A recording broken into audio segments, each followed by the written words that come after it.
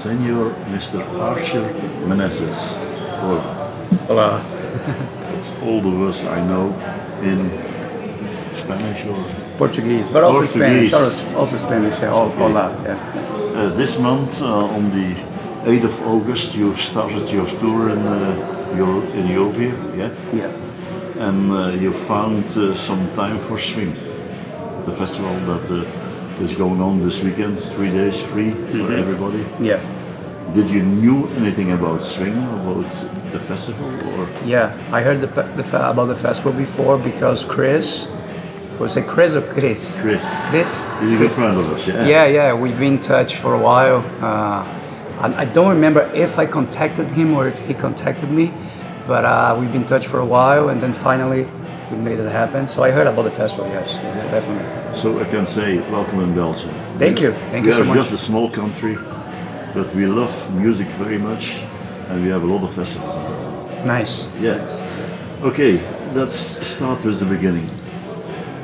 Why did you want to play music, and why did you want to become a musician? What was for you the trigger, or why did you want it? Well, I grew up in a family with my mother is a singer. So the environment. The environment, yeah. The family, yeah. Yeah, my mother is a singer. She sings Brazilian music, Portuguese, like traditional Brazilian music. But as a kid, you don't really copy your mother, right? You're gonna copy like if you have a big brother, you wanna be like your brother, You right? don't realize what music is and Yeah. what's going on there. So I wanted to be like my big brother. So he was listening to rock. So he started listening to AC/DC when he was like 10, and I was 3 years old. So I was listening with him since that age. And Angus Young from AC/DC was already very bluesy, right? He's very influenced by blues. But I was just like copying my brother. I want to be like him and listening to rock and that kind of stuff. But then when I got older, when I was around 11, I started to play acoustic guitar. Yeah. And after that, I went to like, I think I was 12. That was your first instrument. Yeah. That you played yourself. Yeah, and I learned to play by ear, right? Yeah. Self-taught musician. And then one day I was jamming at home. And I had like, because we used to live close to a radio station. And the devices at my place were all the time picking up interference from the radio. So one day I was playing guitar, like probably, I don't know, like some AC/DC or Black Sabbath or whatever. And then that music started to come from my speaker. And then I said, oh, this is cool. And I stopped jamming with that. But you didn't know that was another kind. I didn't know what was that. And then the guys, the radio host, he said something, oh, this is the show about the blues. And this, actually the radio show, it's still happening. It's still going on. It's still going on. And then they said the phone number, and I called, hey, what is this? He said, this is blues. I said, blues? I said, yes, this is a show about John Lee Hooker today. It's a special about John Lee Hooker. And I said, oh, this is interesting. And then I started searching about the blues, and then I started jamming, and then it was like, since then I just love the blues, and I play the blues, and I mix with all the influences. I try to say it in the first words, but you are from Brazil. Yeah. But now living in Los Angeles. Yes. Do you think that is necessary to become a bluesman? No, it's not necessarily. I've been playing professionally since I was 14 years old, always playing with older musicians when I was just a kid. And I was already playing the blues. And I mean, I don't want to sound like cocky, but I was playing good as a kid. I was like how do you say, like a prodigy? Like playing blues very good. And I liked that a lot. So I was playing with all the blues bands in my hometown. I was playing all the bands. And then when I was 21, then I went to Chicago. Yeah. But it helps you to become a better bluesman. It helped because I was playing like every night in the blues clubs. But here's the thing, I was very traditional when I was younger. For me, blues has to be like, just like this, 12-bar blues, not much distortion, just shuffle, slow blues. I thought this is it. I was very traditional, but when I went to Chicago, which is the mecca of the electric blues, of the blues, right? And then when I went there and I saw like blues bands in Chicago mixing blues with rock and funk, and that's the thing what you are doing too. Yeah. You mix your own sounds, your roots with modern music. Exactly. Yeah, So when I went there, I said, hey, why do I have to be traditional if they are from the place that the blues was created and they are not really that traditional? So I started, you know what, this is art. You can do whatever you want to do, whatever moves you. So you can mix if you want it. But I also love the traditional blues, and I like playing traditional too. So yeah. What I found about you was you play blues rock, Yeah. but with elements of your own. I hope it pronounces good. Bio. Yeah. Yeah, that's your own roots that you put into the sound. Yeah. Okay. Yeah. Okay, it's you say bayan. Ah, Bayan. Bayan, yeah. I it's, tried to say it correct, but it's Bayan. Yeah. Bayan, yeah. You got it. Yeah. In the US, they cannot say, they say bayao. You know, No, but Bayan is Bayan. the typical sound of Brazil, From the northeast of Brazil. northeast of Brazil. Yeah, because Okay. I'm from northeast. But if it goes south, you know, very famous for bossa nova and samba, right? But Brazil is huge. So much music going on there. Yeah. Are there more musicians that have influenced you, or In Brazil? or generally at this moment? Yeah, okay. Yeah. What do you say? I am at this moment influenced by more America or more. To be honest, it's been about maybe almost, I would say, like 4 years that I don't listen to guitar players anymore. Yeah. I don't listen to guitar players anymore. Like I don't. You just want to do your own thing. I know I enjoy playing music a lot, but when I listen to music, of course I still listen to the blues classics because I love, right? But I don't listen to guitar players like I used to before. So now when I listen to music, it's more like singers or like songs and songwriting. So I listen to other kinds of music too, and I think it helps for you to develop. I think you cannot create anything from nothing. It's always you have to copy at the beginning. That's correct. Yeah, because it's just like music is just like language. Yeah. You have to understand the details and everything, the accent and the kind of stuff. But after a while, it's good that you leave that thing behind and then you start to do your own thing. And yeah. Okay, like you said, you are a guitarist, a singer, but also a songwriter. Yeah. I like writing songs. Is that an easy job, an easy thing to write a song for you? It's not complicated. It's not complicated. No, to write the songs, no. When do you write songs, or do you have a song in your head and you have a good moment that you say, okay, I'll write it down, or Yeah. how does it work? It changes all the time. It happens in many ways. Yeah. Sometimes it's like. You don't have a specific process. No, I don't. Sometimes It happens. It happened before, Yeah. like this song came at once together, like just like that. The other times, I said, time for a new album. I need new songs, and then I get the guitar, get the paper, and I think, okay, I want to write about this experience that my friend had, or this experience that I had, or I want to create a character and tell a story that didn't happen, but things have happened. Or things that happened. Yeah. Okay, the result is 4 albums. I think 4, 5. I think 5. Yeah. I forgot one. Yeah. No. it's Excuse okay. me, but the result is albums. Yeah. Can you say that there is an evolution from the beginning until now between the 5? Definitely, because Are they different, or your last album? How would you describe it? they all different. Because first of all, the first albums I was very young, and I did everything by myself. Yeah. So it doesn't sound that you good. were searching, no?